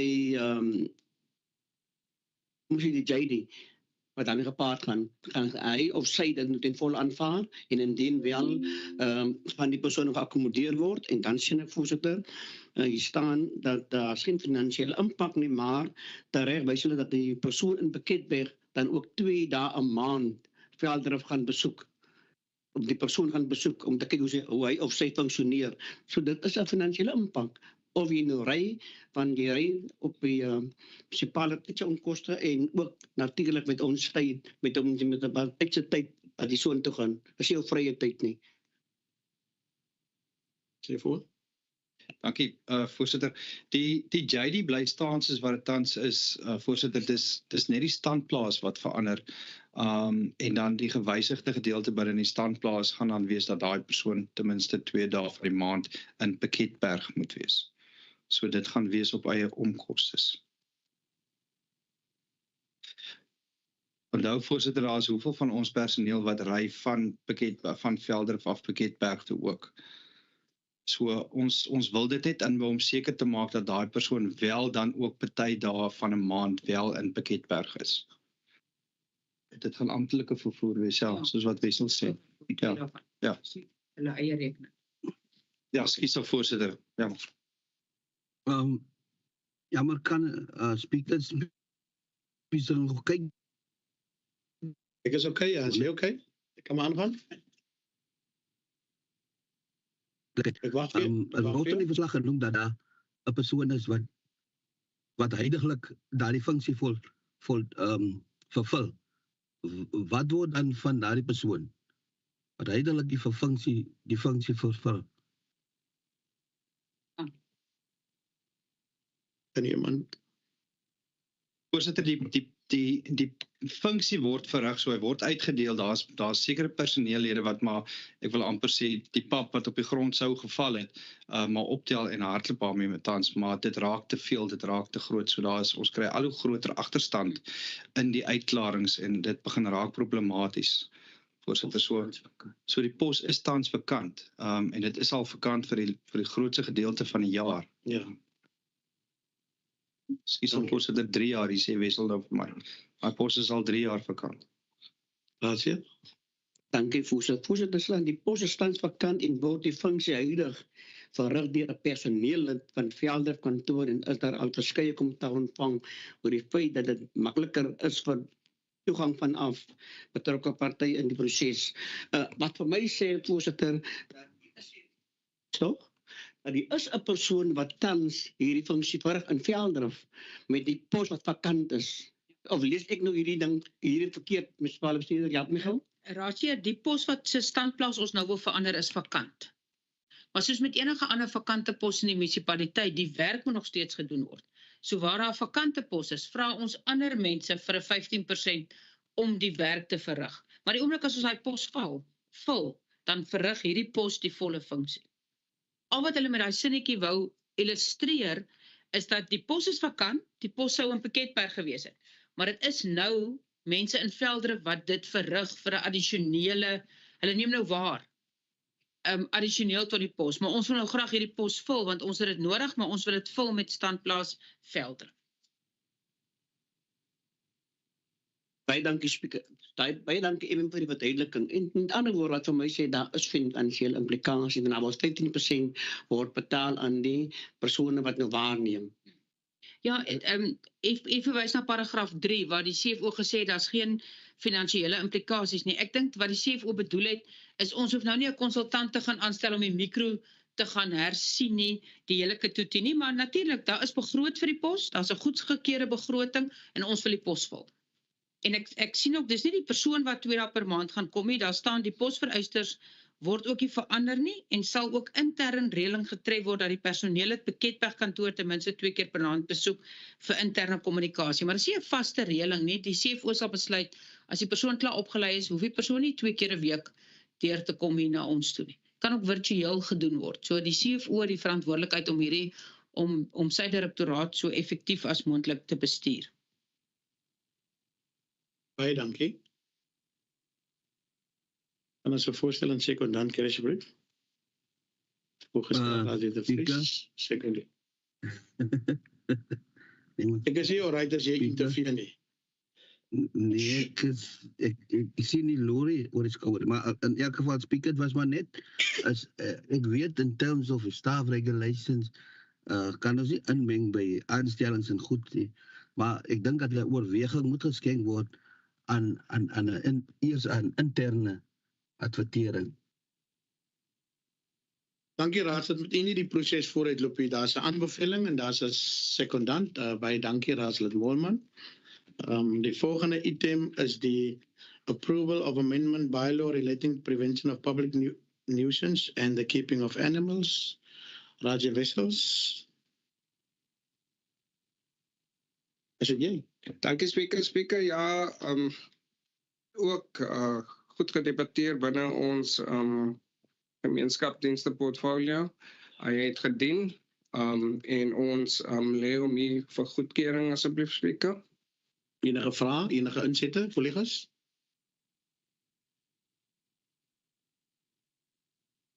Dis as die honde blaf. Daar's 'n voorstel van die portefeulje voorsitter, is daar sekondant? Raadslid Molman. Raadslid de Plooi, ek wil nou nie gehad dat iemand sekondeer, want jy het nog 'n klein hondjie. Hy het groot honde. Ja, okay. Baie dankie, kan ons aanbeweeg na die volgende item. 35 is onttrek. 36 is ter inligting. Hy is ter inligting. 36, nee. So vergewis vir u oor daardie item. Die somergebeurlikheidsplan voel vry om met die direkteur of selfs met die chief van disaster management te skakel. Collega's, dan gaan ons items vir kennisname ter inligting vir die raad. Dit is vanaf 37 tot 42. Is daar enige vrae uit daardie items uit? Speaker? Ja, kan ek voortgaan speaker? Mag maar. Ek dink ja, ons hanteer nou daai ene van die ons sien die klomp rooi blokkies in van die direkteure en van die munisipale bestuurders van dit deel van dit. Item 38. Ja. Ja, dis vir kennisname. Is daar 'n vraag wat jy wil vra? As die heer speaker kan ek vra asseblief, as 'n vraag. Mag maar vra. Baie dankie speaker. Ek het 'n hele 3 bladsye vraag wat ek het. Ek gaan probeer om dit binne 5 minute te doen. Ek weet ek sê 3 minute, ek gaan probeer. Speaker, as we gaan kyk na die item so op die wat ons aan ons gestuur het speaker en ek kyk na die munisipale bestuurder en ek kyk na die ander direkteures en ook vir al die rooi merke en die orange en die groen en die groen 2 en die blou en die totale kypies wat hulle het in vergelyking met die kypies wat hulle behaal het. Speaker, dan sien ek munisipale bestuurder met daar KPI's wat sy behaal het, is omtrent 13 en dan die res 9, 11, 4 en so gaan dit voort. Raadslid vir my nie Laufers. Ek weet nie of ons dit so moes 'n openbare vergadering hê nie. Is reg? Is dit die regte forum om dit te bespreek? Is dit reg so? Is reg? Ja, maar baie dankie. Kom maar voortgaan. En ek voortgaan speaker. Dis reg. Baie dankie speaker. Ja, ek het nog gewonder maar omdat dit in die agenda vervat was, het ek aanvaar ons kon hom hanteer. So baie dankie speaker. Speaker, my argument wat ek het speaker, ek sien dat van die direkteure het nie hierdie performance evaluation geteken nie en dan sien ek ook dat die munisipale bestuurder wat daar goeie reg gebruik het en uitgeoefen het ook natuurlik geskryf na die minister toe en gesê dat sy stem nie saam met die outcome van dit nie en raadslid De Vries het aangedui dat hy stem nie saam met die punte nie en hy gaan nie teken nie. Wat vir my sê speaker, die dispuut wat die munisipale bestuurder aangeteken na die MEC toe, wat sy reeds gedoen het, en dan die feit dat 2 van die direkteure nie geteken het nie, is dit is baie kommerwekkend oor die performance evaluering wat gedoen was. Ek betwyfel nie die komitees in dit nie, maar die feit dat dit in jare nog nooit gebeur het, dat 'n munisipale bestuurder 'n dispuut aanteken nie en 'n raadsheer of 'n voorsitter van 'n komitee nog nooit gesê het dat ek teken nie hierdie aan omdat maar dit wys my dat hy ontevredenheid spreker. My argument spreker is as jy dan kyk na die outcome van die punte, die laagste is 64 wat 'n munisipale bestuurder kry en as kyk ons na almal wat die komitee sê, hy's 'n goeie werker, MM het baie gedoen, MM baie dankie vir dit en dit sê hulle by elke direkteur. En 'n direkteur wat amper 80% kry teenoor 'n munisipale bestuurder wat 64% kry spreker, dit sê ek my ook baie. Wat sê dit vir my? Waar lê die fout? Moet ons die vingerwys na die munisipale bestuurder toe of moet ek die vingerwys na die komitee toe? Waar is die komitee oordeelkundig gewees? Ek kan nie sê nie want ek was nie daar nie, ek was nie deel nie spreek, ek kan nie dit sê nie. Al wat wil graag weet spreek, die feit dat raadslid dat voel sê ek teken, ek is nie tevrede met outcome van die punte nie. Ek sien nêrens sien ek die direkteur tegniese dienste se uitslag van die punte is deurgegee nie. Ek sien dit nie in my agenda nie. Want almal se punte het ek gesien behalwe syne, want hy het ook gesê dat hy stem nie saam nie. So spreek ek graag, ek wil nie sê, ek kan nie sê, ek wil nie graag dit noem dat hier is politieke inmenging nie, want ek was nie deel van hierdie komitees nie. Die voorsitter van die komitee, net verduidelik, oor hierdie aangeleentheid, of moet ek vra dat ons dit, want ek sou gehad het dat ons moet hierdie ding intern ondersoek voordat hierdie dispuut na die MEC toe gaan. Want wat 'n beeld dra dit uit vir Bergrivier? Dat jou munisipale bestuurder wat 'n goeie reg is, dat teken dispuut aan en sê ek is nie tevrede nie. Ek werk 11 maande, 10 maande so, myne is 80%. Die munisipale bestuurder werk 15 jaar, haar is 64% spreker. Hoe rym dit? Ek wil bestout, maar ek wil uitlatings maak in spreker. Ek wil graag dit nie doen nie, maar dit is kommerwekkend, want ek dink, dis nie soos ek wil niemand voorpraat hier nie, maar dis nie soos ek die direkteure en die munisipale bestuurder die afgelope tye ken, hulle sulke laagpunte kan nie. Wat het gebeur? Daar was 'n afname in hulle performance gewees, asof van die KPI's hulle nie bereik het nie, hulle het tog gesê hoekom dit nie bereik het nie.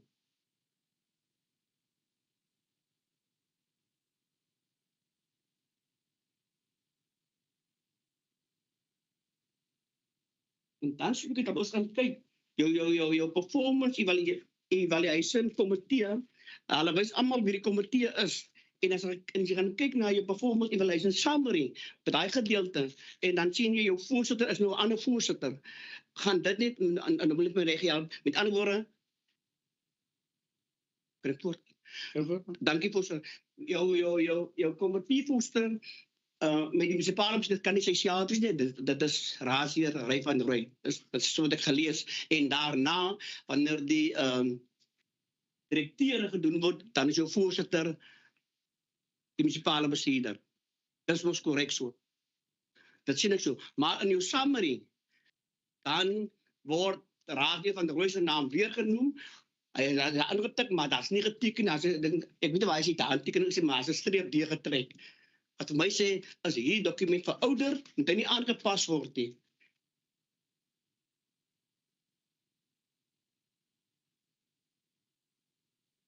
Is jy nou by minuut nog maar hoeveel?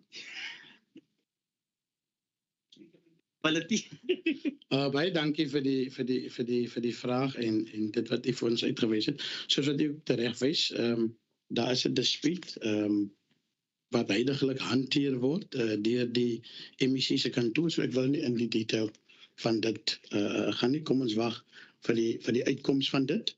Wat die ander aangeleenthede aanbetref, dit waarna u verwys rondom Raadsheer de Vries.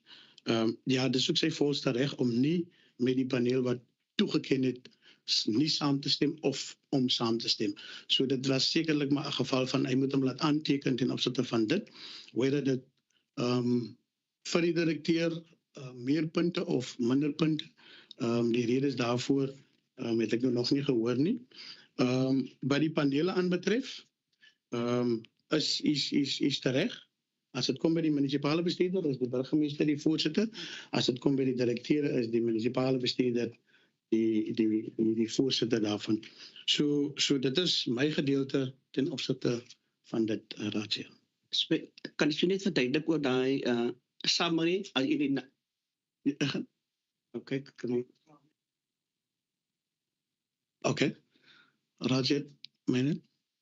Ek kom klaar. Baie dankie Speaker. Net in verband met daai summary waar die name daar staan. En ander woorde Speaker, as jy gaan sien in 'n paar van die direkteure sinne, as jy gaan kyk daar, dan staan die MM is heel bo en dan staan 'n Raadsheer van Roy van Roy staan daar. So, en dan is daar nie geteken maar hy's deurgehaal. Wat vir my sê hy's nie deel van daardie komitee nie. So sy naam moenie daar wees nie. Want dit is bietjie verwarrend daai.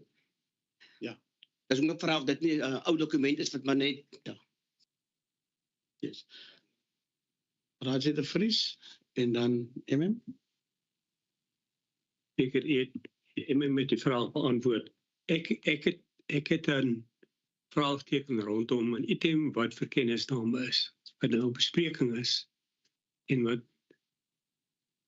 om reg te laat geskied aan hierdie gesprek. Hoor 'n mens dan, wat is nou al die vrae wat in die lug hang? En enige persepsie kan daar gekoppel word en ek het 'n probleem daarmee. Okay. En miskien Spreker kan ons net in die toekoms asseblief net weer duidelikheid daaroor kry. Dankie. Kennisname en ter inligting, né? Munisipale bestuurder en dan wil ek afsluit. Baie dankie Speaker. Die item is vir kennisname deur die raad. Ek bevestig dit. Daar's niks vir die raad daaroor kan besluit nie. Die paneel is 'n wetlike paneel en die paneel se uitslag is finaal behalwe as daar dispuut aangeteken word. Dis nie die eerste keer dat daar dispuut aangeteken word nie. Direkteur Koöperatiewe Dienste het 2 jaar terug dispuut aangeteken. Binne in my prestasiekontrak en binne in die direkteur se prestasiekontrak in paragraaf 13.2 sê dit, as die werknemer nie tevrede is met verskillende aspekte van die paneel nie, dan het die werknemer die volste reg om dispuut aan te teken. Die direkteur se dispuut gaan na die burgemeester toe wat dit oorweeg, my dispuut gaan na die MEC toe. Dis nie iets wat nou na die MEC toe verwys is vir intervention of vir wat nie.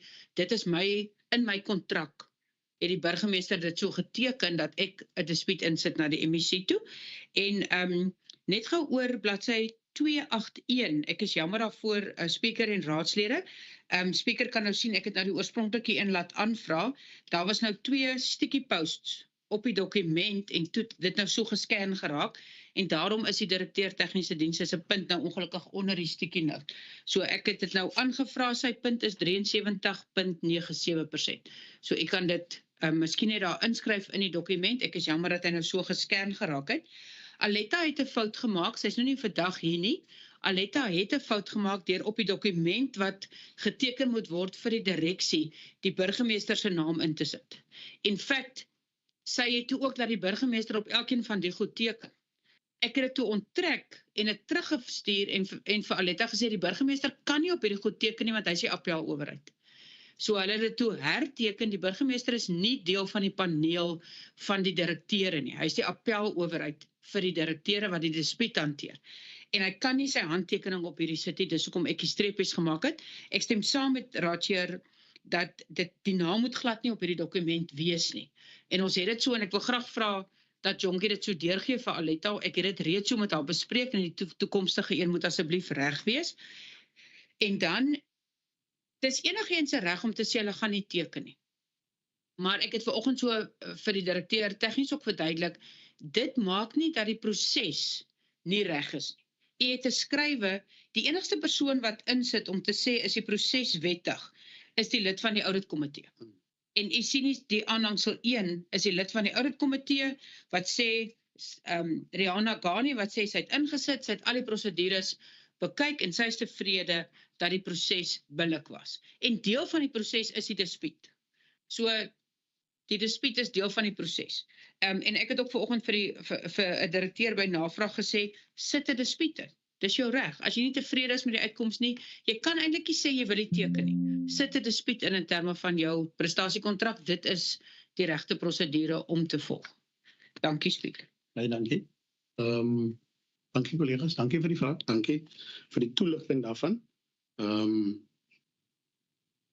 Kan ons dan aanbeweeg afdeling B, 43, 44, 45. Dis ook vir kennisname vir die raad. Op my agenda is dan niks meer verder vir die open raadsvergadering nie. Ons het wel 2 items wat ons in komitee moet hanteer. So hierdie vergadering is vandag en dan gaan ons voort met die inkomitee. Ek gaan net 'n 2 minute lekbreek vat. En dan gaan ons voort met die inkomitee. Baie dankie. Die res van u word verskoon. Burgemeester, ek het my nodig vir die afskrywings, want ek wil net gou dit moet